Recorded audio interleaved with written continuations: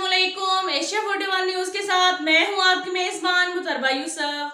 खबर शामिल करते हैं सरगोदा से। हमारे ब्यूरो चीफ मोहम्मद नदीम के मुताबिक सरगोदा में कंटोनमेंट बोर्ड की तैयारियां अरूज पर। शहरियों की कसीर तादाद ने गुलशेर की हमायत का ऐलान कर दिया।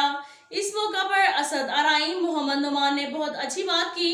यार राशिद पडियार ने कहा कि गुलशेर जो कि नून लीग के टिकट से कंटोनमेंट बोर्ड का इलेक्शन लड़ रहे हैं, इन पर हमारी उम्मीद है कि वो हमारे इलाके में काम करवाएंगे। इस मौका पर शहरियों की कसीर तादाद ने इनके जलसे में शिरकत की और इनके हक में नारे लगाए, क्योंकि शहरियों का कहना था कि अगर हमें कोई भी मसला होता है तो ये वक्त पर पहुंचते हैं और हमारी मदद भी करते हैं। हमारे हलके में कोई भी ऐसा उम्मीदवार नहीं है जिससे हमें किसी किस्म की उम्मीद हो कि वो हमारा काम करेंगे।